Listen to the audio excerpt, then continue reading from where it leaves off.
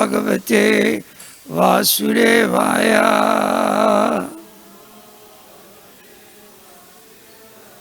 Om Namo Bhagavate Vasudevaya. Om Namo Bhagavate Vasudevaya.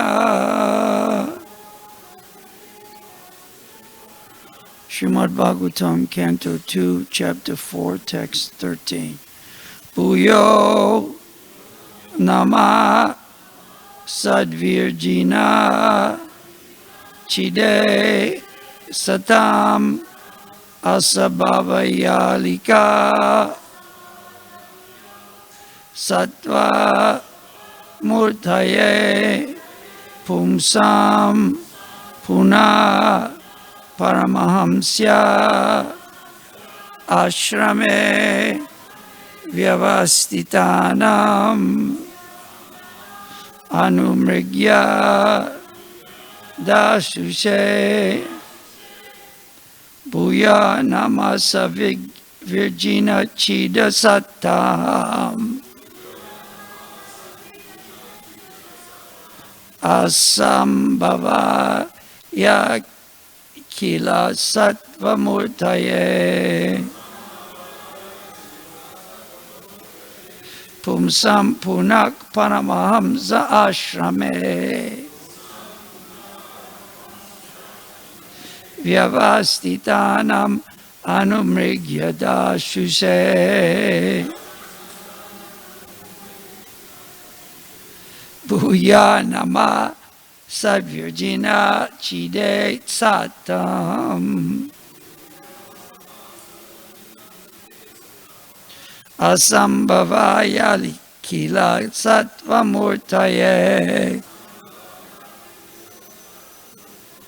Pumsam Puna Paramahamsya Ashrame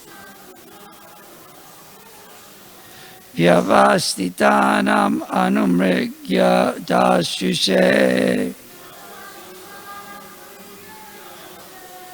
Bhuyo Nama Sadvirjina Chida Satam Asambhavaya Kila Sattva Murtaye Pumsam Punak Paramahamsya Ashrame Vyavastitanam Anumrigya Dashuse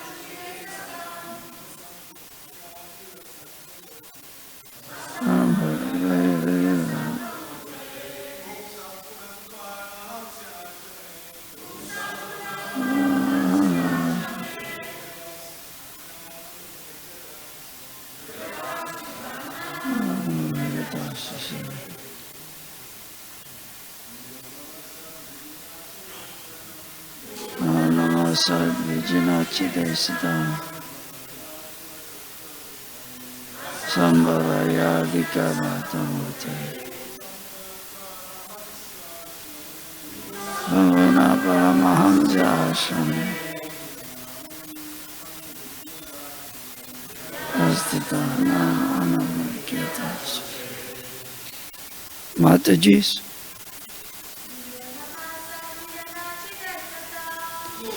Namaha Sadvijana Chidesitam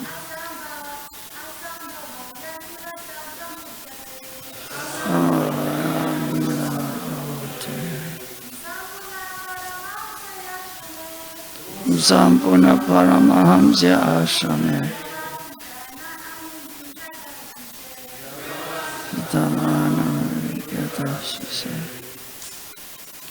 Booyah. Again, Nama, my obeisances. Sat, of the devotees or the pious. Virgina, distresses. Chide, the liberator. Asatam, of the atheists. The non-devotee demons. Asabhavaya, cessation of further unhappiness. Akila, complete. Sattva, goodness. Murtaye, unto the personality. Pumsam, of the transcendentalists. Puna, again. Paramahamsya, the highest stage of spiritual perfection. Ashrame, in the status. Vyavastitanam, particularly situated. Anumrigya, the destination. Dashushe, one who delivers. Translation. I again offer my respectful obeisances under the form of complete existence and transcendence, who is the liberator of the pious devotees from all distresses and the destroyer of the further advances in atheistic temperament of the non-devotee demons. For the transcendentalists, who are situated in the topmost spiritual perfection, he grants their specific destinations. Purport by Srila Prabhupada. Lord Sri Krishna is the complete form of all existence, both material and spiritual. Akila means complete, or that which is not kila, inferior. As stated in the Bhagavad Gita, there are two kinds of nature: prakriti, namely the material nature, and the spiritual nature, or the external and internal potencies of the Lord. The material nature is called apara, or inferior, and the spiritual nature is called superior, or transcendental. Therefore, the form of the Lord is not of the inferior material nature. He is complete transcendence, and he is murti, or having transcendental form. The less intelligent men, who are unaware of his transcendental form, describe him as impersonal Brahman. But Brahman is simply the rays of his transcendental body, Yasya Prabha. The devotees, who are aware of his transcendental form, render him service. Therefore, the Lord also reciprocates by his causeless mercy and thus delivers his devotees from all distresses. The pious men who follow the rulings of the Vedas are also dear to him, and therefore the pious men of this world are also protected by him.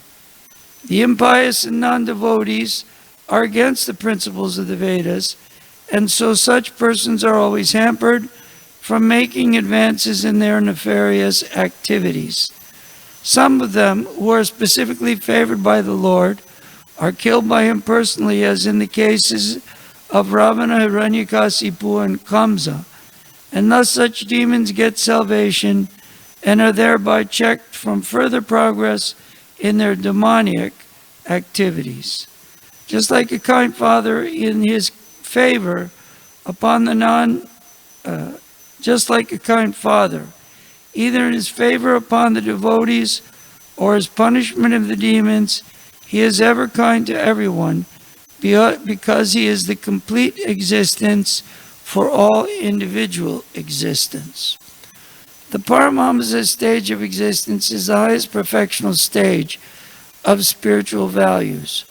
According to Srimati Kunti Devi, the Lord is factually understood by the Paramahamsas only, as there is gradual realization of the transcendence from impersonal Brahman to localized Paramatma to the Supreme Personality of Godhead, Purushottama, Lord Krishna.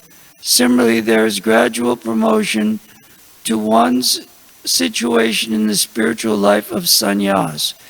Kudichak, Bahudak, Parvijakacharya, and Paramahamsa are gradual progressive stages in the renounced order of life, sannyas, and Queen Kunti Devi, the mother of the Pandavas, has spoken about them in her prayers for Lord Krishna, Canto 1, Chapter 8. The Paramahamsa generally found among both the impersonalists and the devotees, but according to Srimad Bhagavatam, as clearly stated by Kunti Devi, pure bhakti yoga is understood by the Paramahamsas. And Kunti Devi has especially mentioned that the Lord descends, Paritranaya Sadhunam, especially toward bhakti yoga to the Paramahamsas. So ultimately the Paramahamsa, in the true sense of the term, are unalloyed devotees of the Lord. Srila Jiva Goswami has directly accepted that the highest destination is bhakti yoga, by which one accepts the transcendental loving service of the Lord. Those who accept the path of bhakti yoga are the factual Paramahamsas. Since the Lord is very kind to everyone, the impersonalists who accept bhakti as the means of merging in the existence of the Lord in his impersonal Brahmajyoti are also awarded their desired destination. He has assured everyone in the Bhagavad Gita 4:11, Yayata mam prapadyante. According to Srila Vishwanath Chakravarti, there are two classes of Paramahamsas, namely the Brahmanandis, impersonalists, and the Premanandis, devotees, and both are awarded their desired destination. Although the Premanandis are more fortunate than the Brahmanandis, but both the Brahmanandis and the Premanandis are transcendentalists, and they have nothing to do with the inferior material nature full of the existential miseries of life. Bhuyo namah sad virgina chidasatam asambhavaya lika yakila sattva murtaye pumsam punapanamahamsye ashrame vyavastitanam anumrigya dashishay. I again offer my respectful obeisances unto the form of complete existence and transcendence, who is the liberator of the pious devotees from all distresses and the destroyer of further advances in atheistic temperament of the non-devotee demons. For the transcendentalists who are situated in the topmost spiritual perfection, he grants their specific destinations. Om Agyana Timirandasya Gyananjana Shalakaya Chaksur Unmilitam Jena Tasmai Sri Gurave Namah. I was born in the darkness of ignorance, and my spiritual master opened my eyes with the torchlight of knowledge. I offer my respectful obeisances unto his lotus feet. So here, the description is given about the Premanandis and the Brahmanandis. Premanandis are the devotees of the Lord who engage in Shravanam, Kirtanam, Vishnu Smaranam, hearing, chanting, remembering, worshiping, serving, praying to the Lord. And the Brahmanandis, who are also, Srila Prabhupada states here, transcendentalists, are those who worship the Supreme Brahman.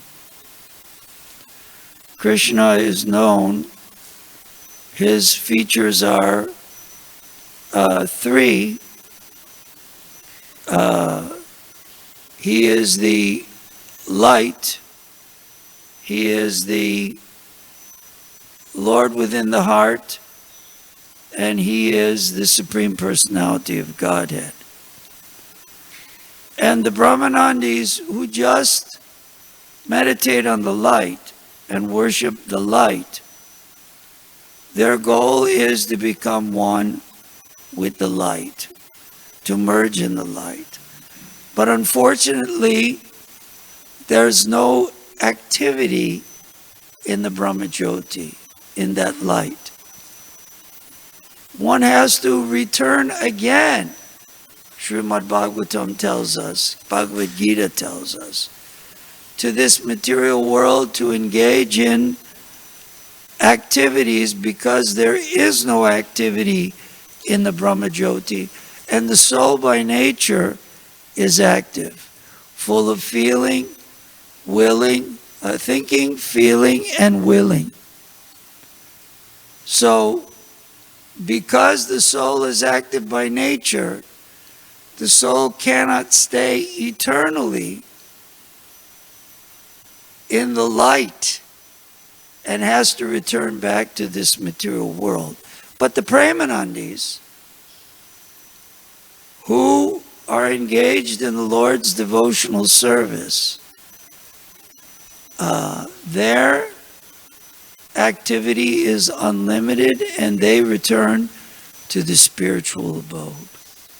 Both, Srila Prabhupada states, transcendentalists reach their desired goal, but we know that the devotees of the Lord, the Krishna Bhaktas, they are able to attain the divine abode of the Lord. So Srila Prabhupada in this purport quotes Queen Kunti from the first canto of Srimad Bhagavatam, chapter 8. The prayers of Queen Kunti, so important, Srila Prabhupada made one literature called the Prayers of Queen Kunti.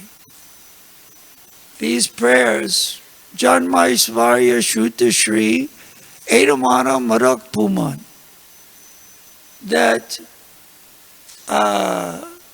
one who is attached to good birth, Janma, Aishvarya, wealth, Shruta, learning, Shri, beauty, becomes intoxicated. That our Krishna consciousness is for those, Queen Kunti says, who are materially exhausted, have had it with this material world. Too much disease, too many fires. I was talking with Sura Prabhu that what's next? Locusts? They had one thing on the Facebook. One person was asking another, what happened? Did God run out of locusts? Because there's fire, there's hurricane, there's pestilence and incredible disease. And Queen Kunti prays, I wish these calamities would come again and again. Because when we're in this calamitous condition, we can always chant feelingly, Jai Radha Madhava. We can always chant the Hare Krishna mantra feelingly. When things are going very sweet, very nice, materially opulent, we sometimes forget what is the cause of all of this grandeur. That Krishna is the ultimate cause. So Queen Kunti prays, let those calamities fall upon me again and again. The Pandavas were put in so many calamitous conditions. They didn't lament. They didn't become depressed or suicidal. They were prepared to deal with any situation that was given to them by the Lord. Can you imagine? Draupadi, she lost all 5 of her children. The Asvatam had killed her children in their sleep in the night. He thought was Pandavas. And he committed such terrible, sinful activity. And Draupadi was childless because of this Asvatam, son of Dronacharya. And furthermore, Asvatam released the Brahmastra that he was taught, one of the most deadliest weapons of all time, nuclear weapon, to try to destroy the lineage of the Pandavas. Parikshit was in the room of Uttara, whose husband was killed. What was his name? Uttara's husband. Abhimanyu, son of Arjuna, a 16-year-old boy, was killed by the enemy, attacked, cornered by the Maharathis. But he had given Uttara, his wife, a child, Parikshit. But in this Abhimanyu, this Asvatam tried to kill by releasing the Brahmastra. But Krishna, the Supreme Personality of Godhead, Mare Krishna Rake Krishna Mare Ke. Krishna protected Parikshit and saved Uttara from the weapon, the Brahmastra, of this Asvatam. So Queen Kunti's prayers were directly after this incident. After this had taken place, Queen Kunti made these amazing prayers. Just as the water flows from the Ganga into the bigger reservoir of water, so let my mind flow at your lotus feet, Lord Krishna. Beautiful prayers of Queen Kunti. This should be our situation. Nowadays, we have been put in seemingly difficult times. The stores are closed, or at least you can't sit in a restaurant. We never sat in a restaurant, except Govinda's. You can't congregate. That hurts because we are congregational preachers. Some kirtan. You can't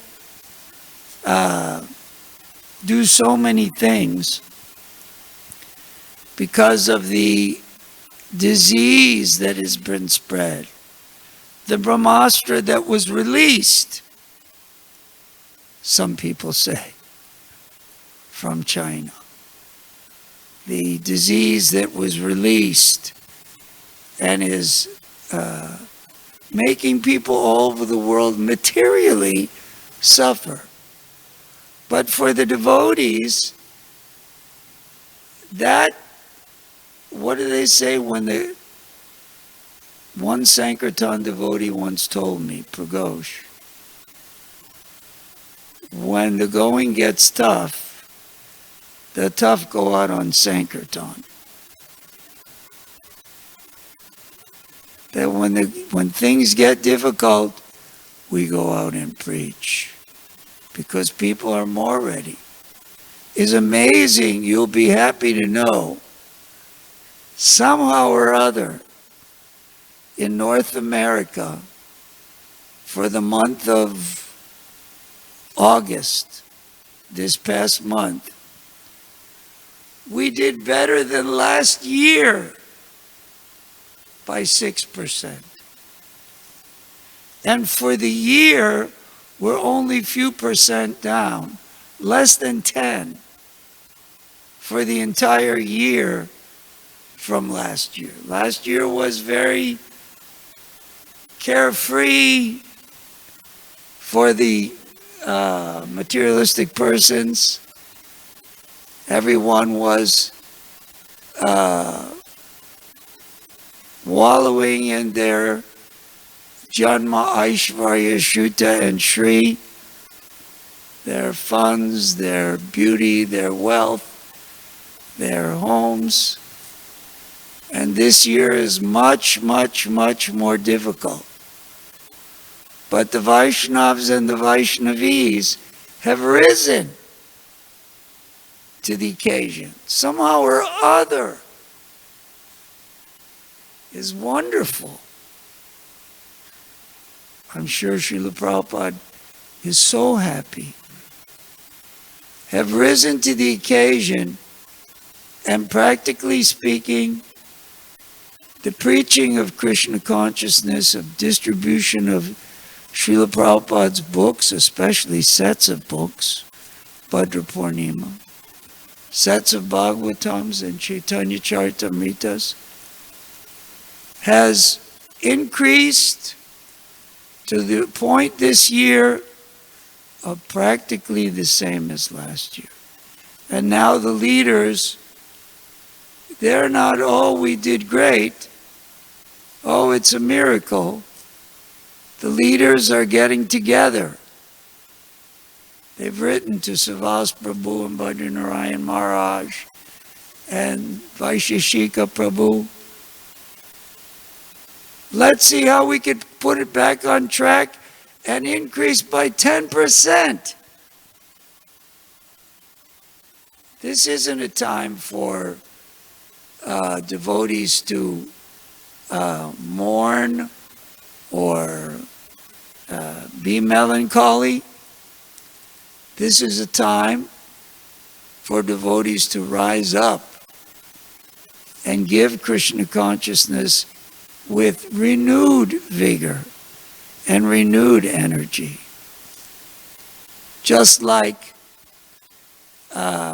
Draupadi and Queen Kunti.